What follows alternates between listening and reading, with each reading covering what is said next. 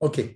Donc, quand on rentre effectivement dans le 25 Elul, alors c'est une date qui est lourde de sens. On va voir évidemment les deux événements fondamentaux qui sont rattachés. Le premier, tel qu'il vous est décrit ici dans le Sefer HaTodah. Je rappelle le Sefer HaTodah, le Rav Eliyahu Kitov, qui est un éphéméride sur les différentes périodes de l'année. Okay? Alors, il nous dit comme cela. Yom 25 Be'Elul, encore numéro 1. Le 25 Elul, ou Yom Shenivra Bo Haolam. C'est le jour où, traditionnellement, est rattaché à l'idée de la création du monde. C'est pas les dates Rabbi Eliezer, puisqu'encore une fois, on ne parle pas en termes de temps chronique, mais en termes d'essence du temps, puisque le temps est lui-même une création, n'est-ce pas? Donc, ce n'est pas une question d'avoir ces jours. Mais traditionnellement, si Rosh Hashanah, si Yom Erat Olam, c'est le jour au bout du compte a été façonné, a été mis en œuvre l'homme, alors le 25 Elul, c'est le jour de la création du monde. En tout cas, selon Rabbi Eliezer, parce qu'il y a une controverse entre les Chachamim, de savoir quand le monde a-t-il été créé. S'il a été créé en Nissan, selon Rabbi Eliezer, en Tishri, selon Rabbi Eliezer, ou en Nissan, selon Rabbi Yoshua. D'accord? Chez Anu Olchim, Acharav, Echol Cheshbon HaMoledet, au Minyan HaShanim. Puisque au bout du compte, c'est selon Rabbi Eliezer qu'au bout du compte a été fixé la fixation du temps. Vous savez qu'il y a 4 nouvelles années dans l'année hébraïque par rapport aux animaux, par rapport à la création tout entière, par rapport au roi, par rapport à l'arbre, n'est-ce pas, Shvat, etc. Donc, on va selon cette optique-là. Et n'oubliez pas que dans la Torah, Tishri, c'est le 7e mois de l'année. D'ailleurs, c'est pour cela que dans beaucoup de communautés, dont selon les enseignements de Mori Harav Zini, sur le fait que arrive Pessah, on se dit Shana Tova. Parce que le premier mois de l'année, c'est Nissan. D'accord? À la question de savoir comment est-ce qu'on résout cette controverse, c'est très simple. Le monde a pu être créé éventuellement en Tishri, mais il n'a été créé que pour Nissan. De toute façon. D'accord? L'essence même du monde, elle est en Nissan. On parle de l'année solaire et on parle des mois lunaires, étant donné que l'année hébraïque est une année soli-lunaire. Maintenant, quand on honore la révolution du soleil tous les 28-29 ans, alors on aurait dû faire cette bénédiction en Tishri. Et en fait, on le fait en Nissan. C'est-à-dire que l'ordre de la nature, les 365 jours sur l'année solaire, sont, au bout du compte, prennent leur sens grâce au peuple juif en Nissan. D'accord? Pareil, la révolution du soleil, je me doute que vous le savez pertinemment, c'est pas le soleil qui tourne autour de la Terre. Pas... Mais le rapport, évidemment, voilà, parce que la Terre est plate, c'est connu. Ça, en tous les cas, donc le jour où a été créé le monde, les dates, Rabbi Eliezer. Ve'oto yom, ce même jour, shenivreu bo shamayim ve'aretz, aya shisha yamim. Donc, ce même jour est effectivement donc 6 jours de la création. Donc, Kodem Shenivra Adam, avant même que l'homme fût créé. Veyom Shenivra Adam, Rosh Hashanah Aya, alors que le jour où est né l'homme, a été façonné l'homme, c'est Rosh Hashanah. N'est-ce pas? Yom Erat Olam, la terre était donc, si je puis dire, enceinte. Erat Olam, Har, c'est la racine de Erayon, n'est-ce pas? C'est là? Donc, au bout du compte, la terre a accouché, si je puis dire, de l'homme. D'accord? J'essaye de faire un truc. Ah, voilà, ça je peux, parce que les gens, ils sont. OK? Yom Eratola. Maintenant, donc, Yesh Noagim. Je reprends. Yom Arishon, les Maaseh Bereshit. Donc, le premier jour de cette création, le 25 Elul. Yesh Noagim, Likro Ben Kafhei Be'elul, les Rosh Hashanah, Bechol Yom. Et certains ont d'ailleurs coutume de lire depuis le 25 Elul jusqu'à Rosh Hashanah, chaque jour, ce qui s'est passé dans la création de Maaseh Bereshit. D'accord? Mibriat Oto Hayom Sheve Bereshit, donc depuis le premier jour de Bereshit, jusqu'au 25 Bekavé Be'elul, jusqu'à Vaï Erev Vaï Boker, on arrive à Yom HaShishi, le 6e jour de la création, le 26 Elul. C'est-à-dire, Ad Vaï Erev Vaï Boker, Yom Sheni, etc. Continue, Kafei, Kavav, Kazaïn, etc. jusqu'à Aleph Be Tishri. D'accord? Je crois qu'il y a quelqu'un qui a besoin de. Voilà, mute. Ah, bah, c'est ça qui était. Alors, ça, première chose, donc on est dans la réalité universelle de la création. Ça veut dire aussi que le nouvel an, c'est pas? Le nouvel an universel, c'est Tishri. D'accord? La nouvelle année hébraïque. Je me rappelle à l'époque, il y avait toujours le journaliste qui disait et nous souhaitons une bonne année à la communauté juive de France quand arrivait Rosh Hashanah. Mais non, si on veut souhaiter une bonne année à la communauté juive, c'est Nissan. Parce que la nouvelle année, encore une fois, universelle, c'est Tishri. D'accord? Vous êtes conscient de cela. Dans le calendrier babylonien antique, il y avait évidemment ce décalage entre le soleil et la lune. Donc, ce qu'il faisait, c'est qu'il rajoutait un deuxième mois au dernier mois de l'année. Dans les stèles de Hamoun Rabbi, on rajoutait un dernier mois à la fin de l'année. C'était quoi justement le dernier mois de l'année? Pas Adar, Elul. Il y avait Elul 2. Il y avait 2 Elul. D'accord. Pas pour nous, mais pour les Babyloniens antiques, Elul 2, puisque le premier mois, c'était Tishri. D'accord? Alors que dans la tradition hébraïque, justement, l'année embolistique, c'est rajouter, le cas échéant, pour pouvoir avoir une équivalence, une concordance entre l'année solaire et l'année lunaire, on rajoute un deuxième Adar. D'accord? Maintenant, ce qui est fascinant, c'est que d'un côté, vous avez donc cet événement de la création du monde, mais on a un autre événement, et a priori, ils n'ont aucun rapport l'un avec l'autre.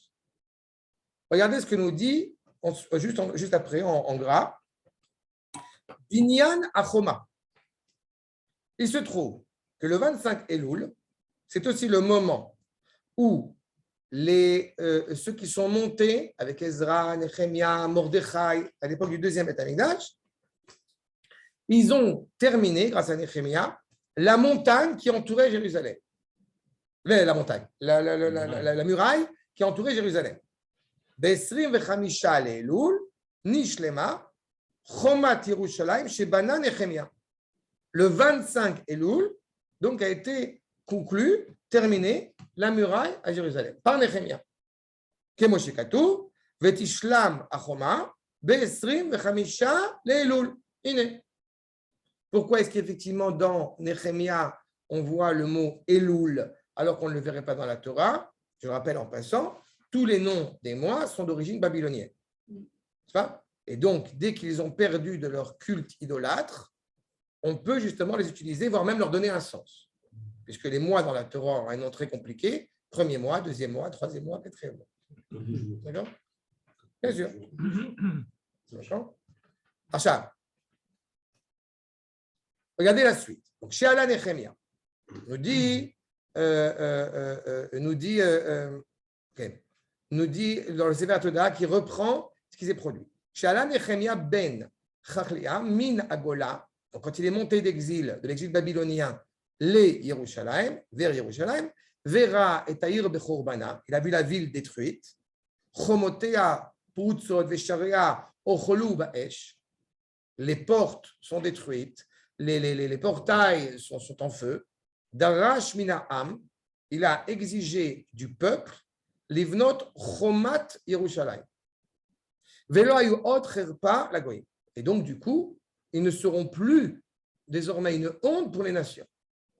Encore une fois, cette ville exceptionnelle qui est en lambeaux, qui est en cendres totalement.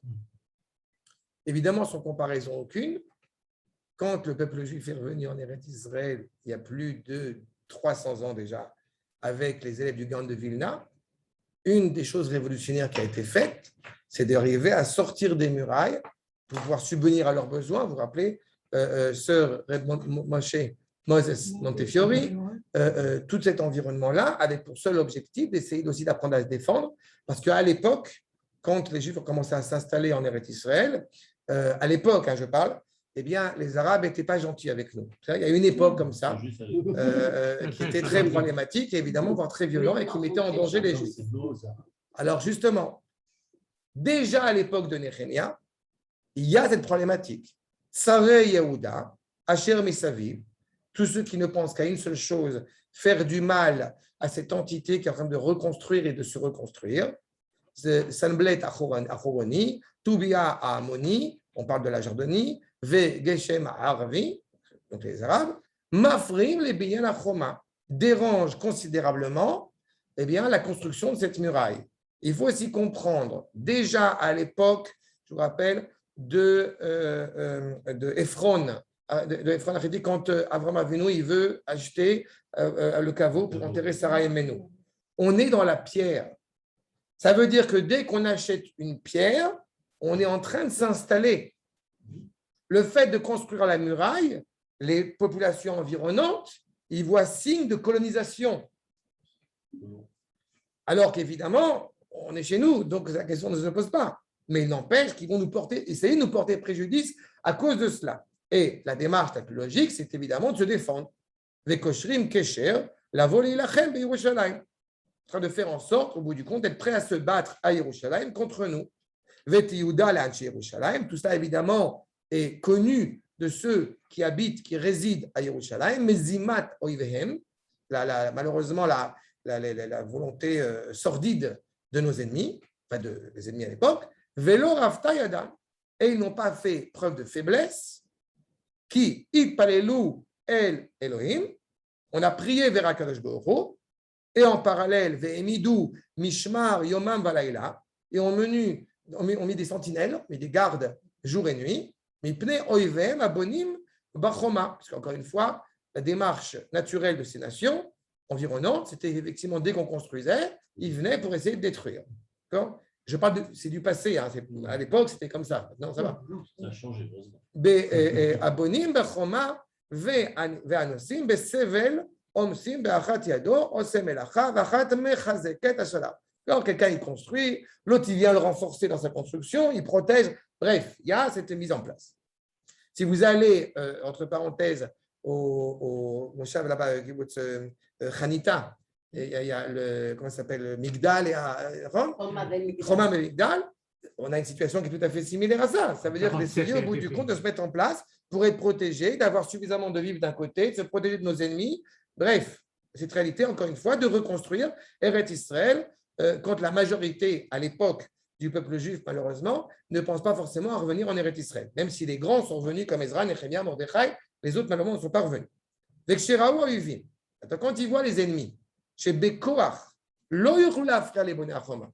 les ennemis ont compris que malheureusement, malheureusement pour eux, ils ne pourraient pas, par la force, nous empêcher de construire cette muraille. Qu'est-ce qu'ils ont fait? Itnaklou le Nehemia, Be'alilot sitna, les rapot yadav vinamelacha. Au bout du compte, ils sont tombés sur Nehemia, voire même à dire du mal de Nehemia, pour qu'au bout du compte, ça affaiblisse la tâche de reconstruire cette muraille. D'accord? Nehemia était malheureusement, d'abord il était Cohen, en plus de ça il était fanatique, sioniste, extrémiste, religieux, colon, donc évidemment il met en danger la paix dans la région.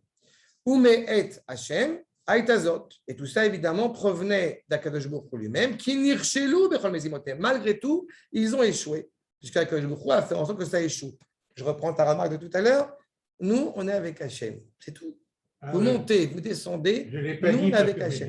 Mais il faut le dire, c'est ça qu'on parle. Bennett, Lapid, qui tu veux ne m'intéresse plus, c'est fini. D'accord? Le combat, il est là. Le combat, il est à ce niveau-là. Malheureusement, de manière interne, et pour reprendre avant le cours ce qu'a dit Dov, malheureusement, de manière interne, on a un problème. Mais je m'en fous pour l'instant des gens qui sont loin de la Torah, malheureusement. Je ne sais pas des gens qui sont dans la Torah. Les premiers à évoquer des propos problématiques justement sur la démarche qui est ici, et dois-je le rappeler pour que vous compreniez à quel point c'est relié, quand Ezra demande aux Juifs de revenir en Eretz Israël, des gens pieux même qui ont fixé des foyers en dehors d'Eretz Israël disent non, on ne revient pas, non, on ne construit pas. Il y a quand même un rabbin qui est parti à Sarcelles et qui a dit il y a d'autres alternatives que de monter en Israël. D'Israël, il est parti en France pour dire ça. D'accord?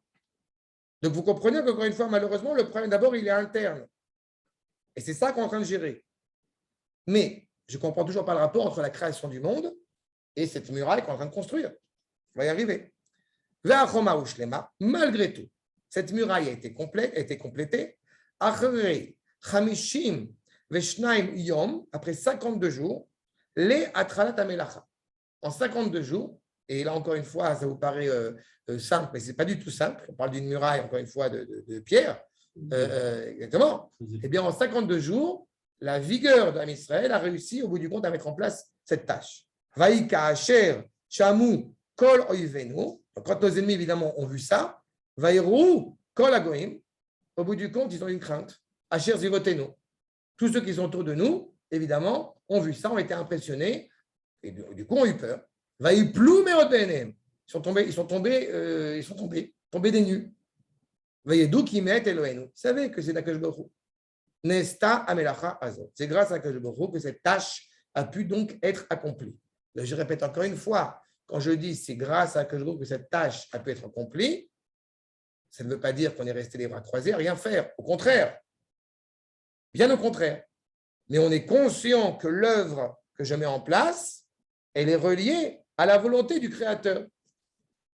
Donc, maintenant, quand on reprend sur le processus de la création, donc là, on a ces deux événements qu'on va essayer de développer ensemble, essayer de comprendre. Nous dit Rabbeinu Bechaye, accord numéro 2. Akadosh Baruch Hu, donc, a façonné cette lumière. Vayomer Elohim, Or, Vayor. Si on traduit littéralement, comme on a coutume de le faire, Akadosh Baruch Hu a dit lumière, que la lumière soit, et la lumière fut.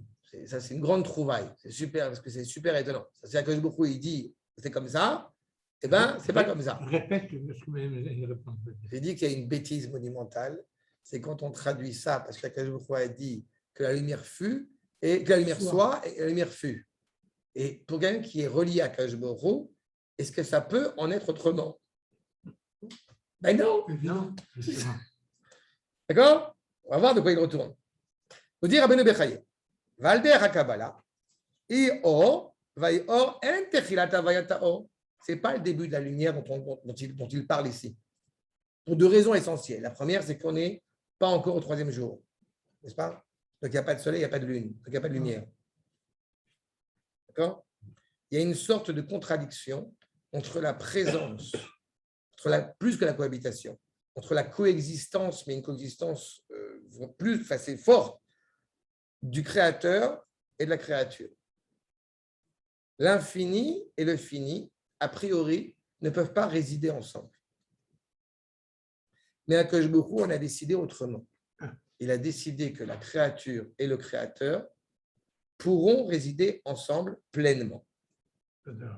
Maintenant, si la lumière divine apparaît dans toute sa splendeur, la création est foutue. Et si il n'y a pas cette lumière, alors le monde est déconnecté de sa source, est déconnecté justement de cet idéal, donc automatiquement, eh bien, il est aussi dans l'obscurité. Exactement. C'est ce qu'il nous dit. Il y avait déjà cette luminosité à l'évocation même de la création. Il y avait déjà à l'origine même de la création cette évocation de la lumière. Dès qu'Akadosh Baruch Hu, encore une fois, se met en position de créateur, il y a déjà une évocation de lumière. Dans cette réalité, cette lumière était cachée. Akadosh Baruch Hu a recouvert cette lumière. Ça veut dire qu'au bout du compte, eh bien, on n'a pas dit Iye or. On a dit I. C'est un temps qui est incomplet. Donc, on a produit cette lumière, on a révélé cette lumière, mais malgré tout, elle est limitée. Elle est recouverte de telle manière qu'on ne peut pas réellement eh bien, la voir dans toute sa splendeur. Si on regarde, pour l'exemple, pour l'image, si on regarde le soleil 3 minutes directement, eh bien, au bout du compte, on ne voit plus que du noir. Ou que Dieu préserve, voilà. Et en plus, ça peut porter préjudice aux yeux. Mais ça veut dire qu'une telle luminosité, on n'est pas capable de l'appréhender. Et on dit que Adam Arishon, il avait vu cette lumière. Attends. On n'est pas encore Adam Arishon. Justement, on est avant la création. Et en plus, Adam Arishon, malgré tout, il ne pourra pas revoir cette lumière. Celui qui va qu'elle revoir cette lumière, je vous introduis ça déjà, c'est Yitzhak Avinu. C'est Avraham et Yitzhak. On est la ligature de Yitzhak qu'on va lire à Rosh Hashanah. Vezeu sheramzu lanu, Chachmei Emet. Quand le Rabbeinu Bechaye dit Chachmei Emet, c'est la Kabbalah. C'est ce que nous aiguille, c'est ce que nous indique, c'est ce que nous donne en allusion les Chachamim, donc de la Kabbalah. I or, vaï or, vaï chen, en ketiv, kan, et là vaï or. Gvar aya bemaase. Il y avait déjà cette lumière, mais il faut qu'elle soit appréhendée, il faut qu'elle soit capable d'être vue. Excuse-moi, comment tu dis là? Tu dis? Vaï. Non, Yud et Yud. Ken, hi, vaï. Yei. Vaï. Yei, non? Non, hi, c'est vaï or. Vaï or. Où est le Parce que dans le verset, c'est vaï or. Ah, d'accord. Détail qui n'a absolument rien à voir. Vaï or. Le mot lumière apparaît quand dans Bereshit? À quelle place? Je vais vous aider. Je vous ai aidé. Bereshit, Bara, 25. Yi Gematria, 25. Mais c'est juste un pur hasard, c'est juste parce que. Veillez à la date. Si tu comptes les 25 premiers mots depuis Bereshit, d'accord? Le 25e mot, c'est or.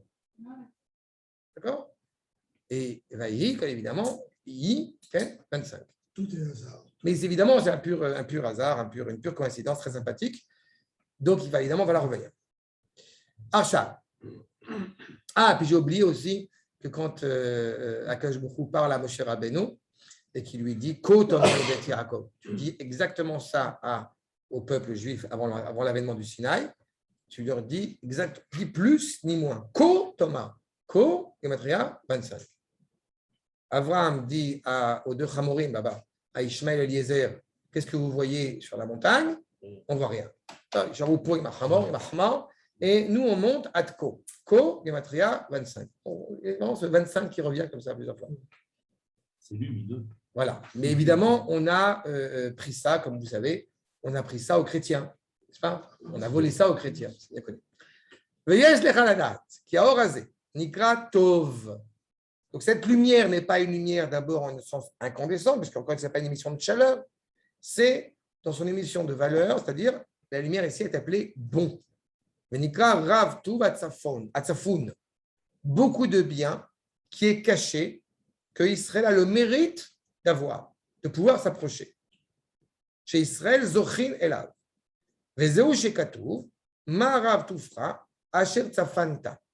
Cette bonté infinie, ce bien infini Akash Baruch Hu, que tu as caché. Comme j'ai dit tout à l'heure, la lumière qu'Akash Baruch Hu a façonnée, elle est recouverte, elle est cachée. Ou comme va dire le Midrash, cette lumière qu'on appelle aussi à Or Aganouz, cette lumière enterrée, qui va se révéler Léatid Lavo dans le futur pour les tzadikim. D'accord? Verav Tuv le Bet Israël. C'est qui les tzadikim? Kol Amer tzadikim, c'est Israël.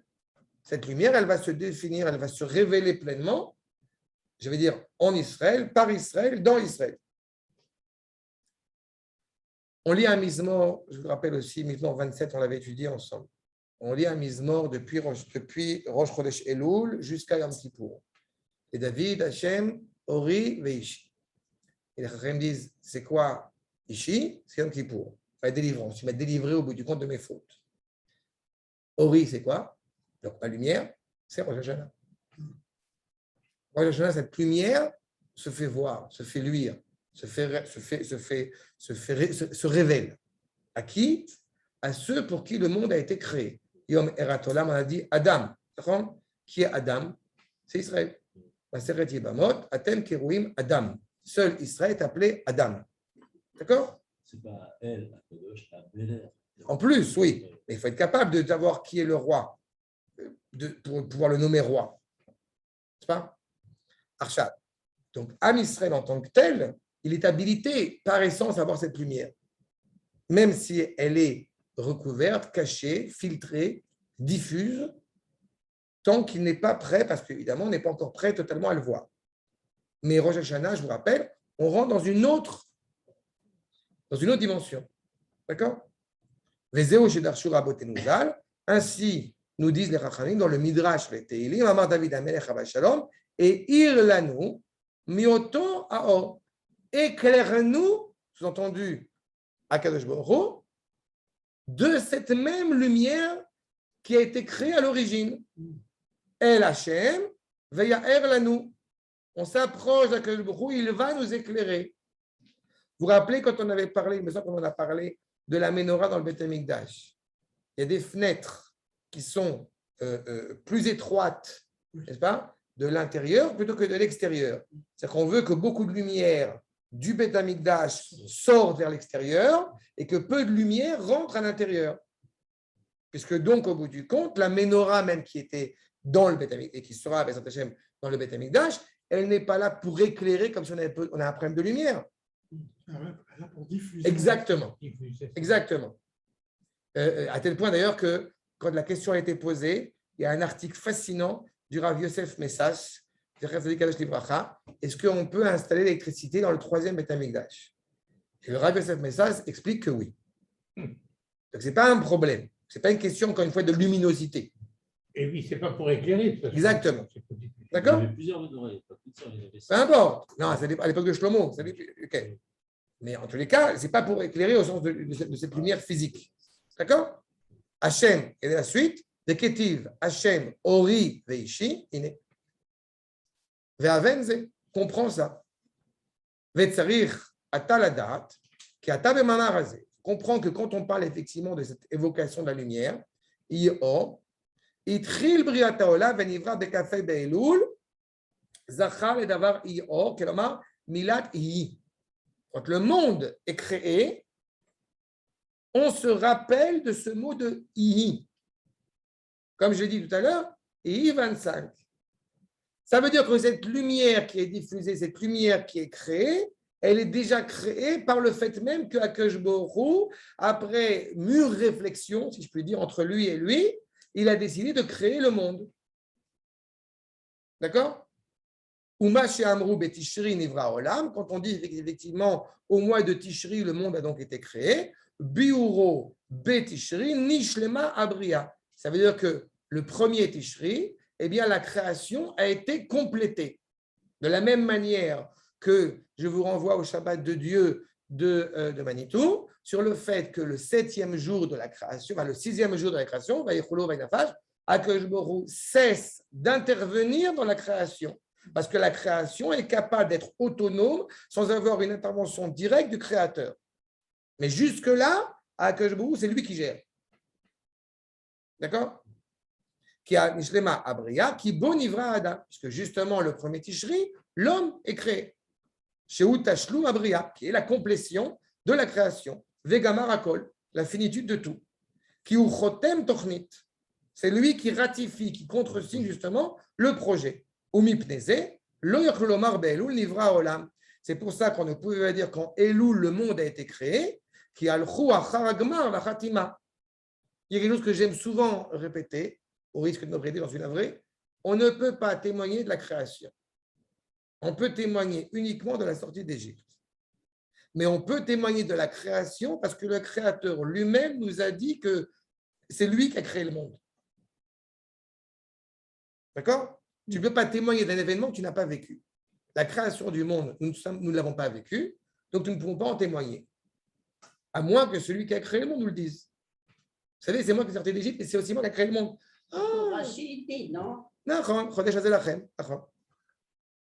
D'accord? Donc c'est au bout du compte la ratification. Ce n'est pas un témoignage. C'est-à-dire qu'on sait qu'il a créé. On sait. Puisqu'il nous le dit. Exactement. Exactement. Le témoignage, c'est d'abord leur Sinaï. Exactement. D'accord? Témoigner, c'est expliquer ce qu'on a vu. D'accord. On n'a pas vu. Ou entendu. En tout cas, tu as vécu l'événement. D'accord? C'est comme si au bout du compte, tu disais, ça c'est la grande thèse qu'on entend malheureusement chez certains idiots, la Shoah n'a jamais eu lieu. Mais si on se contentait uniquement, et c'est ce qui arrive historiquement malheureusement, de plus en plus, il y a de moins en moins de témoins de cet événement parce qu'ils décèdent l'un après l'autre, alors on va dire, oui, on a des images. On peut tout à fait, comment ça, on peut habiller des images. C'est-à-dire, on a un événement, pas parce qu'il y a la Shoah, parce qu'on connaît l'histoire du peuple juif, parce qu'on connaît l'histoire de l'humanité, etc., etc. D'accord? Donc, c'est retransmis, encore une fois, par ces transmissions. de la manière la plus fidèle qui soit. Mais en tous les cas, donc, cette luminosité idéale de l'origine, sur lequel tient tout le projet divin, elle se fait jour le premier Tishri, le moment où l'homme est créé. Avant d'avancer, je vous aiguille un petit peu. Quel est le rapport avec Néhémie? Le rapport avec Néhémie, il est tout simple. On le dit chaque Shabbat, que Goy Echad Baaretz. On a la certitude qu'il y a un seul Dieu parce qu'il y a un seul peuple sur une seule terre. À partir du moment où Néhémie a reconstruit cette muraille, il redonne un cadre, encore une fois, à cette terre.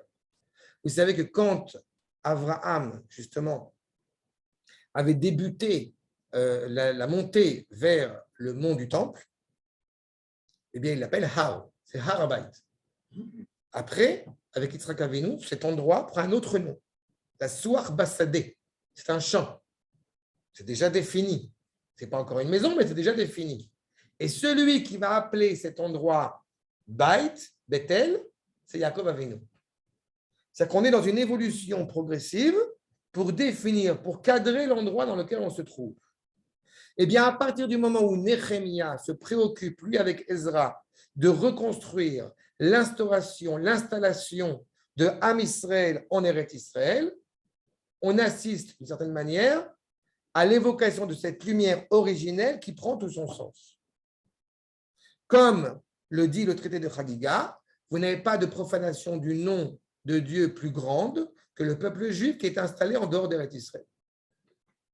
Donc, à partir du moment où le peuple juif se réinstalle sur sa terre, nous n'avons pas plus grande sanctification du nom d'Akadosh Baruch Hu que ça. D'accord? On est libéré de l'esclavage. On est en train de se libérer de l'esclavage. D'accord? Si je ne vous l'ai pas dit au moins 15 000 fois, je m'en excuse. Je vous rappelle que le premier Tishri, Yosef est sorti de prison. Je vous rappelle que le premier Tishri, le Ham Israël, cesse de travailler en esclavage en Égypte. Et je vous rappelle aussi que pendant toute cette semaine de Tishri, dans l'année du jubilé, les esclaves sont libérés. Donc, ce n'est pas un hasard. La nation aussi se libère justement de ce joug déterministe en prenant sur soi la destinée, encore une fois, de l'histoire. Et pour qu'il puisse la prendre en acte, il faut qu'il y ait une pensée, une réflexion qui a précédé cela. Une des grandes, excusez-moi de rappeler cela, un des grands combats d'un organisme qui s'appelle Ephrat en Israël, c'est de faire en sorte que les femmes qui sont enceintes ne fassent pas l'avortement. D'accord? Regarde. À Pala. Le fait c'est que celui qui pense qu'à partir du moment où la femme est enceinte, tant que le bébé n'a pas né, il n'y a pas de vie dans son ventre. Excusez-moi, il sait rien du tout. J'ai vécu ça, on a tous vécu ça. J'étais à l'ultrasound, on dit l'ultrasound, l'échographie. Tu vois les œufs au plat avec le machin. Ça compte souvent avec beaucoup d'émotion que le plus beau SMS, à mon avis, c'est Yesh Dofek. Il y a des battements de cœur. Le plus beau SMS qui peut exister. Il a fait. Pourquoi je vous parle de ça? Parce que vous allez comprendre. Regardez ce que dit le Gdushat Halevi. Inyan Mashekatou Bekitva Harizal. Ce que dit justement donc le Hari sur la marloquette entre Rabbi Eliezer, macron numéro 3. Entre Rabbi Eliezer et Rabbi Yoshua. Chadamar ben Nissan Nivra Olam, Chadamar ben Tishri Nivra Olam. Comme on l'a dit, entre Nissan et Tishri, quand est-ce que le monde a-t-il été créé? Les Katava Harizal, chez Elou Ve'elou Divrei Elohim Chaim.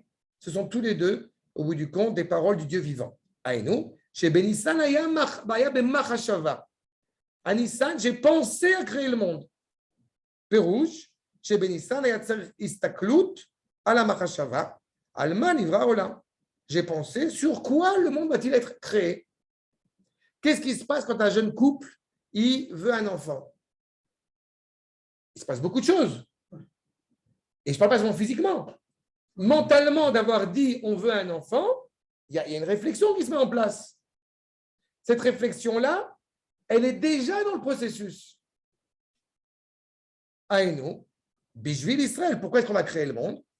Bishvil Israël, je n'ai créé au Réchit, puisque Israël est appelé Réchit, Israël est appelé le début, l'essence même, les prémices du tout.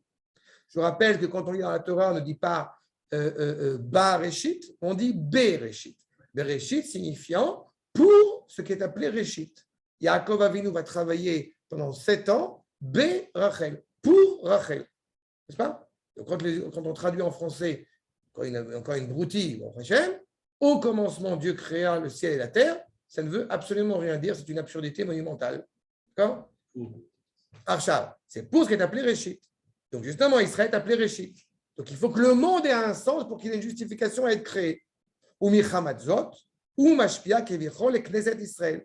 Par là même, il va influencer donc l'âme même du monde, l'âme d'Israël, Tamid Kol Aberachot ve Kol Atovot. Le âme Israël est la racine, n'est-ce pas, de la bénédiction dans le monde. Venivrechu Becha Kol Mishpachot Adama, il y a encore le Becha, par la relation que les nations, les familles de la terre sont capables d'entretenir avec Abraham, ils le reconnaissent comme étant la source de la bénédiction dans le monde. Ki bishvilam nivra olam. C'est pour eux que le monde a été créé. Vaenu, chez Benissan, Ayam et Machashava. Dès que j'ai pensé à créer Israël, eh bien le monde prend tout son sens. Maintenant, Mi Chamisha Asar Bishvat, jusqu'à Rosh Chodesh Nissan, du 15 Shvat jusqu'à Rosh Chodesh Nissan, Kasher Ayu Mekachim Alpi Reya, 45 jours, même Hey Yamim, il faut pouvoir célébrer, témoigner de la Noéménie. On n'a pas de calendrier à l'époque. C'est trop petit. Néoménie. Néoménie, pardon. Néoménie. C'est ce que j'ai dit, Noéménie? Oui. Ah, ça va. Néoménie, merci. Pour pouvoir justement donc célébrer ce nouveau mois et par conséquent les implications que ça a de ne pas manger du Hametz en plein milieu de Pessah, n'est-ce pas? Donc il y a des témoignages. Et le témoin de la lune, au bout du compte, il est 45 jours avant. D'accord?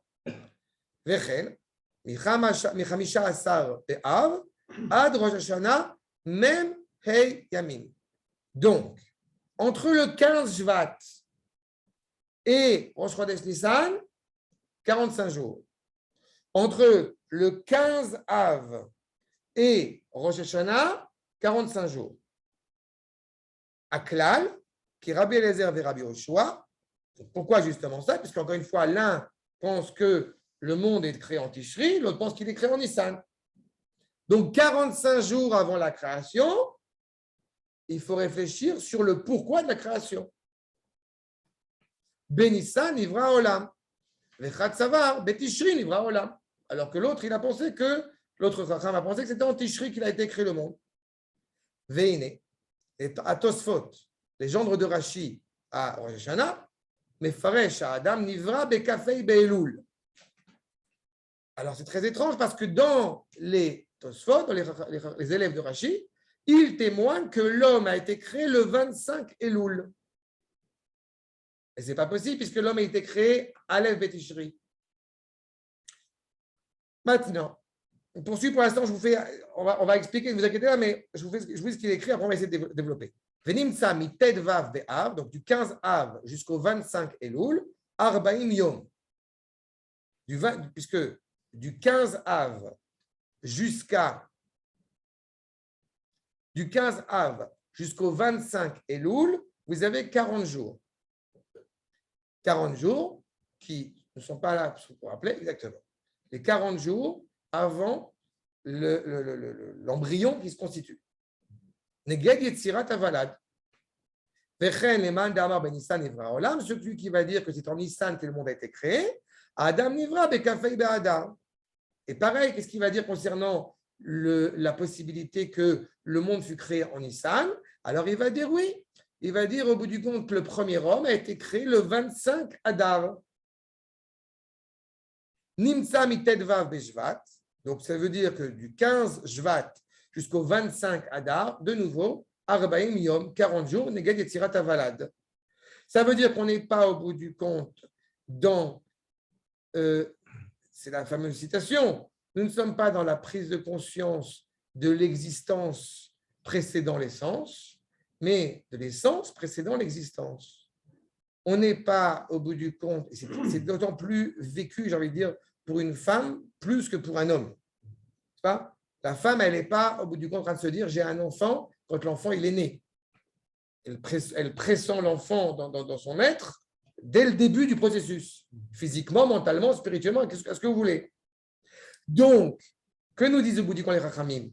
Avant même que le monde soit créé et avant même que la justification de ce monde soit créée et que l'homme donc arrive, il y a déjà un processus qui est mis en place. Il y a déjà une gestation, ce n'est pas le terme exact, mais vous comprenez l'idée. Il y a déjà une mise en place de ça. Au bout du compte, les deux paroles sont tenues et ont la même valeur.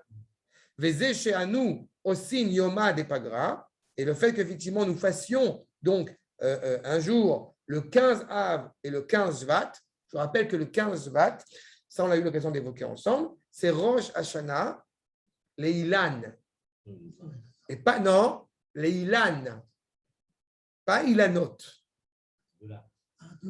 Le terme dans la Mishnah, c'est Ilan. Et je rappelle que Ilan, il y a deux éléments qui sont fondamentaux. Le premier, c'est que Ilan est automatiquement un arbre fruitier. Donc, il a une finalité. Alors que si on veut parler d'un arbre fruitier et pas Ilan, on va dire esprit. Mais le Ilan est automatiquement fruitier.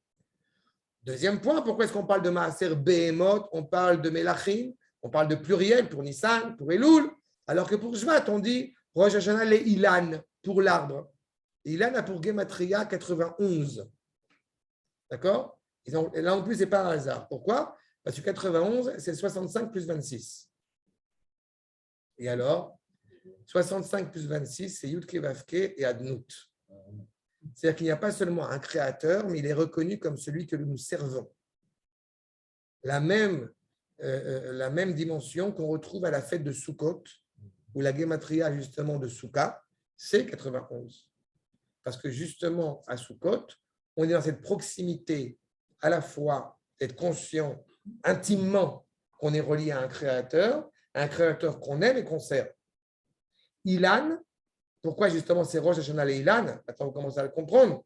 Parce que justement, c'est cette dimension qui relie le bas au haut et le haut en bas. Si on prend le Yud Kevavke, qui est le nom ineffable, le nom propre d'Akadosh Baruch Hu, est reconnu comme Adon, Shem Adnout, c'est-à-dire celui que je sers. Donc il y a une créature sur terre qui reconnaît celui qui est. Et c'est déjà évoqué avant même que la créature soit née. Donc ça veut dire qu'effectivement, je me rappelle toujours d'une phrase du professeur André Neher, qui disait que quand est-ce que commence l'histoire humaine, et il disait depuis Bereshit. Et on vient de montrer que Bereshit, l'homme n'est pas encore né. Mais dès qu'il y a quelqu'un pour dire Bereshit, tu es déjà dans l'histoire. Le monde a été créé avec 10 paroles, et quand on fait le compte du nombre de fois où Akadosh Baruch Hu a écrit Vayomer, on n'en compte que 9. Elle est où la 10e parole du Créateur? Bereshit, bara Elohim et Hashem et Haaretz. La parole du Créateur qui s'exprime, il y a déjà une créature, dans l'idée, en pensée. D'accord? Qui n'a jamais entendu les médecins qui lui expliquent c'est bien de mettre les écouteurs sur le ventre pour que ton enfant il écoute Mozart. Il n'est pas encore né. Mais c'est-à-dire qu'il y a déjà une présupposition par rapport à ça. Et c'est ça qui est évoqué ici. Évidemment, vous êtes conscient que le chiffre 15, ça on l'a déjà évoqué plusieurs fois, ce n'est pas un chiffre hasardeux.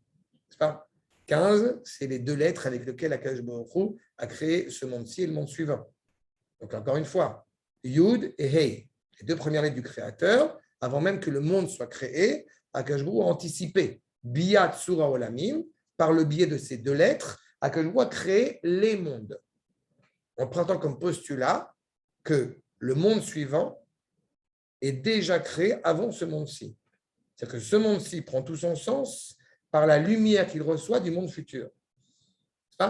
Le monde dans lequel nous vivons est comparé à un couloir. Le couloir, on n'est pas dans la place publique, on est dans le couloir, on est déjà dans la maison. Seulement, ce couloir, on peut s'y retrouver quand il est éclairé par le salon, par la pièce principale. Eh bien, c'est exactement le prosdor, avant le Tanklin. Le prosdor, c'est le couloir, avant justement le monde futur qui nous éclaire.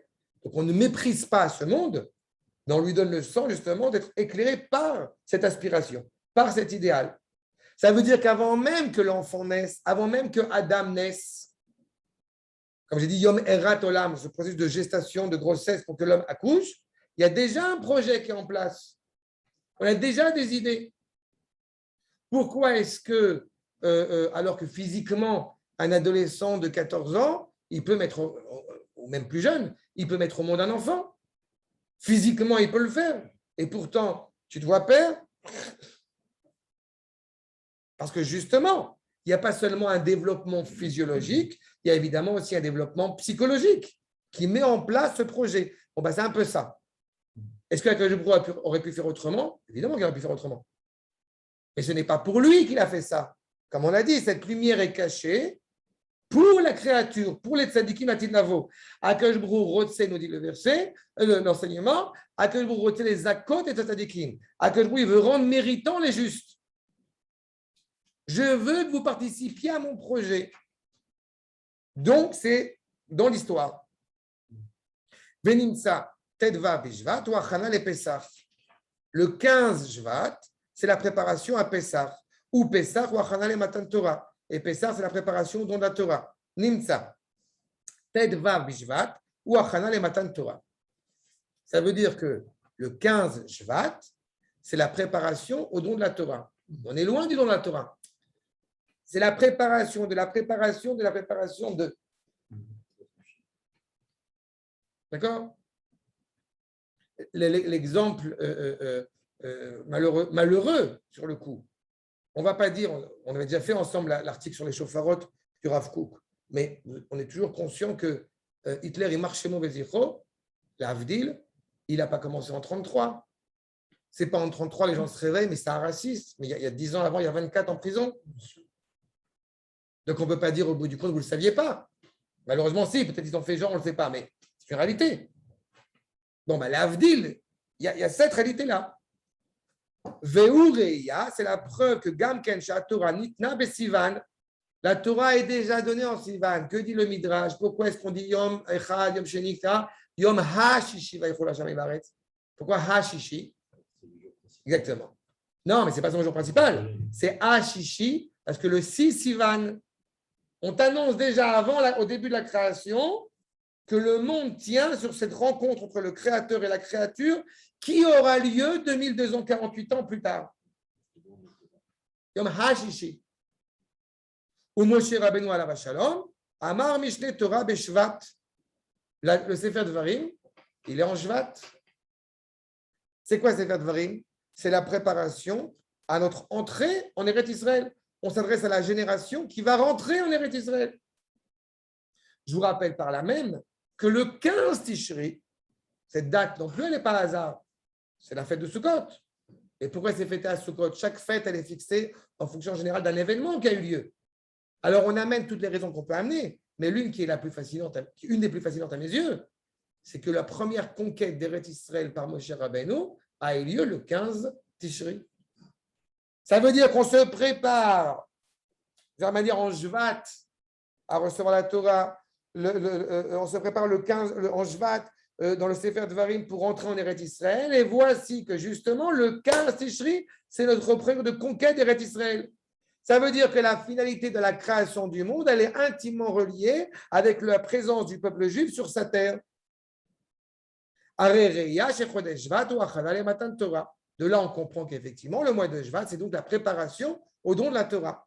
Tout, encore une fois, s'inscrit dans le sens à l'histoire. Je reprends ta remarque de tout à l'heure. Pourquoi, effectivement, eh bien, on est aussi, on va dire, positif, en dépit de tous les déboires? C'est parce que la finalité de l'histoire, on la connaît, parce qu'elle a un sens. J'essaie de comprendre comment je comprends ce sens, comment je gère ce sens. Mais tout est mené, encore une fois, par un créateur qui a un projet qui va être mené à bien. Donc, le 25 Elul, il a la quintessence. C'est le noyau de tout ça. Regardez ce que nous dit le Shem Ishmuel. La demande de Sakhatchov.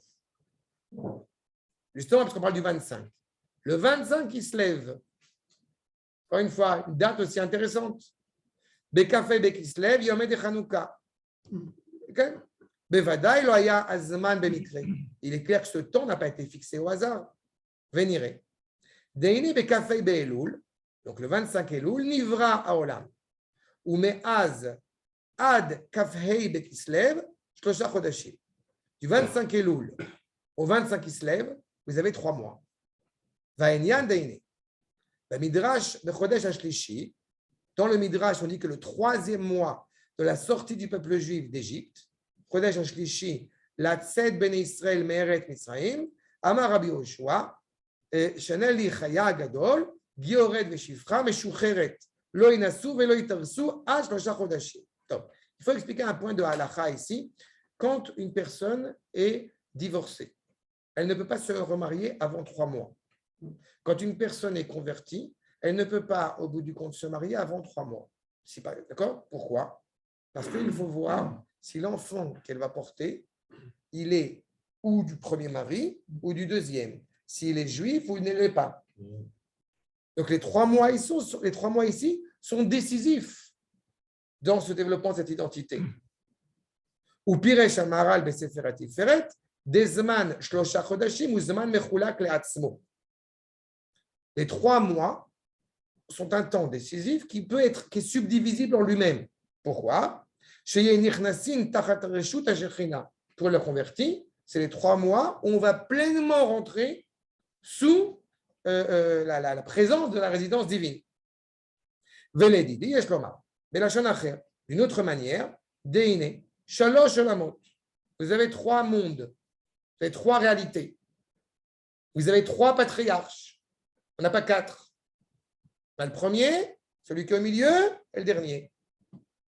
Là, on a Olam Tarton, dans le monde d'en bas, le monde du milieu, n'est-ce pas, et le monde d'en haut.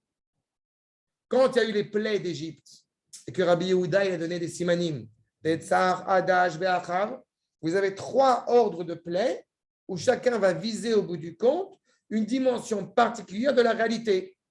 D'abord la réalité d'en bas, des tsar, puis quelque chose qui relie pas, entre le monde d'en bas et le monde d'en haut, et enfin quelque chose qui vient du monde d'en haut. Création, pas création. Sauterelle, du haut et du bas. Pas, on a cette réalité-là. Donc, le monde est généré comme cela.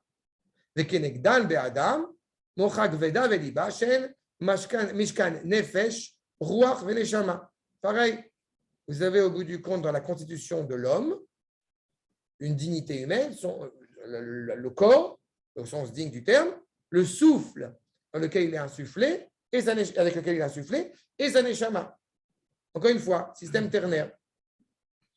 On pourrait, par exemple, si c'était le cas, semble-t-il, avant la faute, que la possibilité pour Caïn et Havel, puisque Chava est entrée enceinte directement, de pouvoir naître directement, pas d'attendre 9 mois pour naître. Donc, ce n'est pas, encore une fois, une question purement technique qu'il y ait 9 mois entre la grossesse, tout le processus pour l'accouchement. C'est qu'il y a une maturité qui se met en place. D'accord ? 9 mois aussi, évidemment, multiple de 3. Encore une fois, on retrouve cette même idée. Arshav. Donc, Ruach, Nefesh, Ruach, Neshama, Nefesh, Bakaved. Vous avez cette notion, encore une fois, de rapport au corps par le biais du foie. Les pulsions, la faim, les pulsions viennent du foie. Ruach, Balev, le souffle qui est animé dans le cœur. Et Neshama, Pamoach. Et Neshama, on sait qu'elle est rentrée par le cerveau. Et plus précisément par le cerveau, par les narines. D'accord ? N'allez pas chercher où se trouve la Neshama. Veine, Netinat Torah, il a Neshama. Donc le don de la Torah, il est justement envers la Neshama. Chez Mishkana Bamoach. D'accord ? Le don de la Torah, il passe au travers de la Neshama qui se trouve dans l'esprit, donc qui se trouve dans le cerveau. Je pense qu'aujourd'hui, et de plus en plus, les plus grands scientifiques font preuve d'une grande humilité quant à la compréhension du cerveau. Ils découvrent des choses exceptionnelles et on n'a pas fini encore. Et on en est loin. Non, c'est quelque chose qui me fascine en ce moment, la bioscience. Il y a plein de choses qui rentrent dedans, c'est exceptionnel. On est loin de tout. Mais c'est pour montrer encore une fois à quel point on a Alken. Tu connais la plaisanterie du garçon qui demande à la prof, qui essaie de lui démontrer que Dieu n'existe pas parce que tu ne le vois pas. Et il dit, Madame, vous êtes bête. Pourquoi et tu dis que j'ai un cerveau. Justement, on ne le voit pas, donc vous êtes bête. Voilà. C'était encore une fois mesuré uniquement au niveau du rapport physique, évidemment. Alken. Becholesh hashlishi, chez Gia Azikour la mort. Donc, quand le 3e mois est arrivé, justement, je n'ai pas souvenir à la vérité, mais ce qu'il est en train de dire ici, le Racham, le développement de l'embryon, on a des éléments similaires ici. Je n'ai pas souvenir. Je sais que le cœur arrive en premier, mais il y a aussi quelque chose par rapport au cerveau au niveau de 3 mois. Vous savez qu'un bébé, il est rapidement constitué. Et après, il grossit. Mais il est rapidement constitué. Après, il y a les bras, il y a les doigts, etc. Il y a tout un ensemble de processus. Mais quand il dit justement que le développement du cerveau qui arrive justement à sa complétion au bout de 3 mois, physiquement et aussi mentalement, puisque 3 mois après la sortie d'Égypte, on reçoit la Torah. Le cerveau, c'est. Non, mais il ne va pas encore l'utiliser puisqu'il est dans le ventre. Mais, d'accord. Veine. Shlosha chodeshi afrana. Donc, 3 mois de distinction claire qui sont mesurés dans le nefesh, dans le souf, dans la neshama, qui sont l'équivalent de ce corps, de ce souffle, de cette dignité humaine et de son esprit qui l'anime. Mais la Shana Merkarim, comme disent les scientifiques. C'est exactement ce qui se passe dans la personne qui est convertie, la servante, celle qui était esclave. Elle ne va pas se remarier 3 mois avant pour être certain que cet enfant est esclave. Au contraire, il est libre. Elle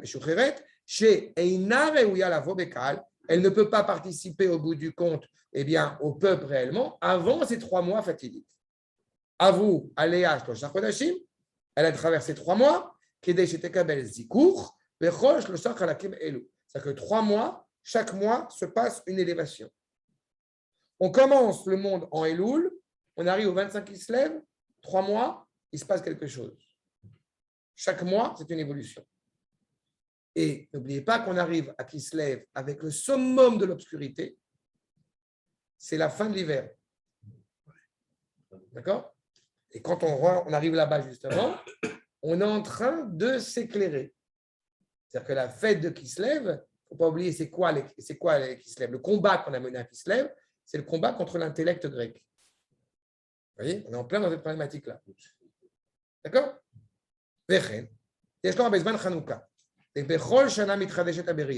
Chaque année se renouvelle la création. Comme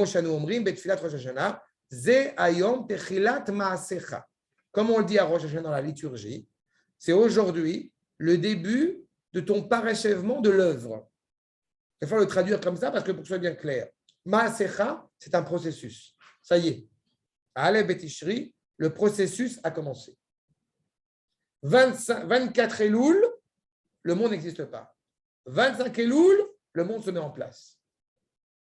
Al-Briat Adam Arishon, la création, la fascination de cet homme, de ce premier homme. Vechen, Ubechol Shana. Donc chaque année, de la même manière que chaque année, comme je l'avais évoqué, on sort un peu plus d'Égypte, eh bien chaque année, on se révèle un peu plus Adam, un peu plus humain. C'est ça l'objectif. Ce qui me fascine, c'est quand on entend des discours qui sont tenus autour de Rosh Hashanah, qui, excusez-moi, je les trouve réducteurs, restrictifs. Ils passent à côté de quelque chose d'essentiel. On passe son temps à l'approche de Rosh Hashanah. Alors, tu as fait combien de fautes? Tu as fait le calcul, combien de fautes tu as fait? Mais vous loupez quelque chose de fondamental. On est en train de toucher la quintessence, le summum du projet du Créateur. Comme j'ai dit aujourd'hui à un élève, à Aleph Betishri, on se retrouve dans la situation de Adam Arishon avant la faute. Pendant un long jour, qui fait 2 jours, on a une luminosité intense. Et toute la préparation qu'on est en train de faire, c'est pour arriver à ça. Et chaque année, on arrive un peu plus à ça. D'accord? Et Kemoaz,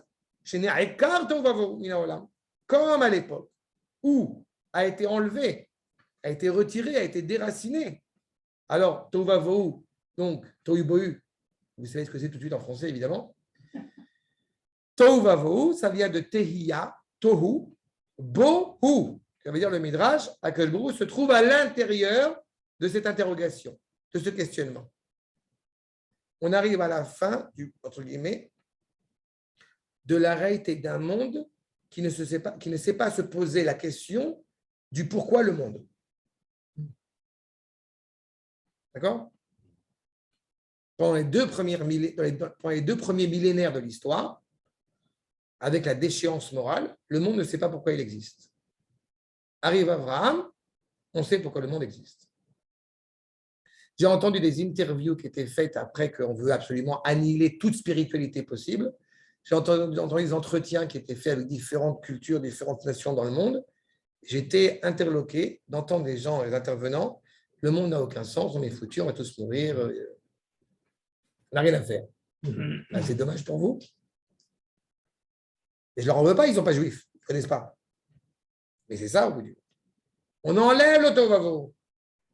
Chen, Bechol Kafei Elul, chaque 25 Elul, Ne'eka Ktsat à Tovavo. On enlève un peu le Tohu. 9 mois pour comprendre que tu vas, au bout du compte, être père de famille. J'ai envie de dire 6000 ans pour comprendre que, pas seulement le créateur, mais la créature aussi, qui a un projet, qui a une volonté. Aval Banim. On demande à Akadosh Baruch Hu d'être miséricordieux comme un père avec ses enfants. Donc, si c'est un père, il a une volonté. Ce n'est pas un menuisier, ce n'est pas un horloger. Aïnou, Ishtadlut Gashmit, cet effort que nous fournissons, cet effort même matériel, Shei Tohu, Bohu, Avel, Varik. Que tout ça, c'est vide. D'imaginer un monde qui n'a pas de sens, encore une fois, est totalement absurde. Ou mitorer Alev et Teshuva. Du coup, puisque le monde a un sens, puisque l'histoire a un sens, puisque le projet est annoncé, automatiquement, le cœur se réveille, pour revenir à l'essentiel. Vezeu minagenu, et c'est ce qui se passe quand nous avons coutume. Là, en l'occurrence, c'est pour nos frères Ashkenaz, c'est quelques jours avant Rosh Hashanah. Vezeu minagenu, shemashkimin les selichot, meaz ve'ala. Cela est pour les slichot avant Rosh Hashanah. Ou meaz, matril azikour, at shlosha chodashim. Et de là commence, eh bien, vous savez que le zikour, c'est quand on veut poncer l'or, on veut le rendre le plus brillant possible.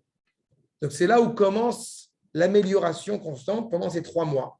At shenishlam azikour bechol shlosha chelke adam. Jusqu'à ce que soient accomplies les 3 dimensions de l'homme. 3 mois, 3 dimensions qu'on a vu tout à l'heure. Ve'azigiazman le'a'ir. Quand on arrive à Kislev, on arrive à la fin de l'hiver, donc de là, il n'y a que la lumière qui va luire. Le'a'ir ha'or ha'elohi benishmat ha'adam. Dans l'âme de l'homme. Umisé ba'anes. Et c'est là que vient justement le miracle des bougies. Anes ben erot amenora, ou beshemen, chez Romez le chokhma reshit haberia.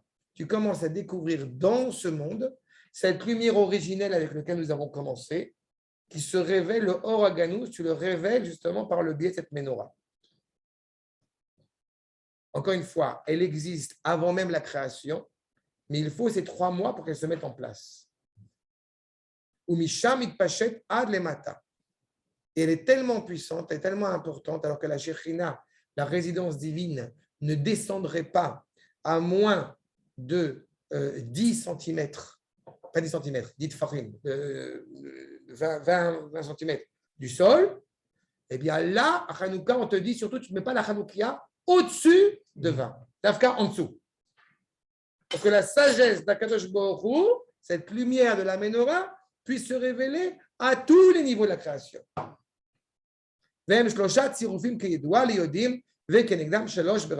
C'est en face donc, de ceux qui comprennent cela au niveau de la sagesse de la Kabbalah. On a 3 mois, 3 brachot. Qu'est-ce que cela implique? J'insiste à un point supplémentaire. Vous avez au bout du compte 4 mondes. En fait, il y en a 5. Mais on a 4 mondes. N'est-ce pas? Le monde de l'émanation, le monde de la transcendance, le monde de la manière de façonner le monde dans lequel nous nous trouvons. Si je dis ça en un mot, on a le monde de la vérité, le monde de la réalité. D'accord? Et dans le monde de la vérité, il y a plusieurs niveaux. Il y a le monde qui est le plus exceptionnel, où seul Akadosh Baruch Hu est présent, qu'on appelle Atzilut. D'accord? Ça, laissez tomber, c'est le monde au-dessus. Il n'y a que Akash-Bourg qui est présent. Et puis, on a les 3 autres mondes qui sont après. À chaque moment, quand on est par exemple à la Tfila, alors on démarre en bas, au Lama Asiya, c'est les sacrifices, on va réparer le monde, et puis on monte. On arrive à la Kirat Shema, on arrive à Baruch She'amar, on passe déjà à Yetzira.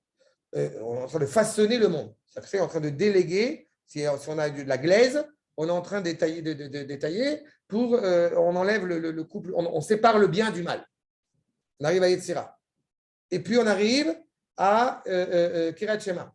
Ça, c'est la Bria. On arrive au monde au bout du compte de la création et d'être capable de reconnaître l'unité du créateur. C'est-à-dire qu'il y a une unité, donc il y a une volonté qui s'exprime. Jusqu'à arriver à Olam HaAtzilut, le monde où seul Akadosh Baruch Hu est présent, c'est la Hamida. Qu'est-ce qui se passe après la Hamida? On redescend. Sauf qu'on redescend avec la rencontre qui a été faite avant. C'est-à-dire on redescend, exactement, on redescend jusqu'à retrouver Anoï Shabéar, parce que ça, la première évocation du couronnement du Créateur à Rosh Hashanah, vous le verrez dans la prière du Moussaf, c'est Anoï Shabéar. Ça veut dire, qu'on dit tous les jours Anoï Shabéar après la Tfila, les Takel Malchut Shaddai. Ça veut dire qu'on va redescendre, mais animé avec cette force d'avoir rencontré le Créateur pour pouvoir se préoccuper de réparer le monde. Réparer à comprendre comme accomplir le monde.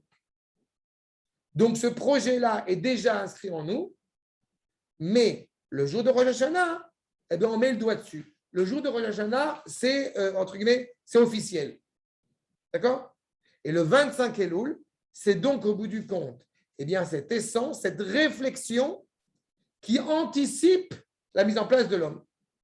De la même manière que physiquement, on est le produit génétique de nos parents, le produit de caractère de nos parents et ce qu'on en fait, etc. après, eh bien, c'est un petit peu ça. Quand on arrive le premier Tishri, oui, mais tu es le fils d'eux. C'est clair? Des questions? C'est clair ce qu'on a dit? D'accord? Donc, comme quoi, encore une fois, vous avez remarqué que je n'ai pas parlé de Darwin et de machin parce que je m'en fous. Pardon. Ken. J'ai compris, ça commence à Hanouka, comme le 3e mois, ça vient Elul. Donc, Hanouka, c'est la préparation. Non, c'est l'inverse. Nissan. D'abord, c'est l'inverse que c'est par rapport à Nissan, tout se met en place. On a dit c'est circulaire. Oui. Nissan, il y a la pensée. Ça commence à Hanouka. Takchivi. Ça, tu reliras dans la source. Tu veux que tu comprennes quelque chose. Tu as une pensée. D'accord? Oui. J'ai pensé quelque chose. A priori, on se dit, c'est là que ça commence. Mais en fait, non. Ça ne commence pas au moment où tu as pensé. Ça commence, tout commence. Comme je fais. Non. Non, c'est la fin. Exactement. La fin, l'acte, c'est la résultante de ce que tu as pensé. Mais avant d'avoir pensé, il a fallu qu'il se passe quelque chose pour que tu arrives à penser cette chose. D'accord? Le projet s'est déjà mis en place. Je te parle de l'étincelle. Je te parle du fait que avant la Mahashava. Avant, j'ai vu quelque chose, donc j'ai pensé et après j'ai fait. Non. C'était au bout. Regarde, autre part. Non, Takchivi. Qu'est-ce que va nous dire Descartes? Je pense, donc je suis. N'est-ce pas? Le cogito ergo sum. D'accord? Ce qui ne veut absolument rien dire. Mais il comprend cette idée que tout commence et se termine au moment où il a émis une pensée. Nous, on est un peu plus humble que ça. C'est-à-dire, je reprends, exemple très concret. Vous êtes monté en Israël. D'accord? Votre histoire, elle commence, a priori, en tout cas, peut-être certains le pensent comme ça, au moment où vous êtes monté en Israël. Eh bien non, ça commence bien avant ça. Être capable de formuler, de dire je rentre à la maison, il a fallu qu'il se passe beaucoup de choses. Il a fallu qu'Akadosh Baruch Hu envoie des signaux suffisamment importants pour que se mette quelque chose en place dans notre être et que ça se mette en résultat concret. Exact. D'abord au niveau de la pensée, après au niveau de la parole, après au niveau de l'acte. Eh bien, c'est ça. D'accord? C'est clair maintenant? Très bien. Toiv.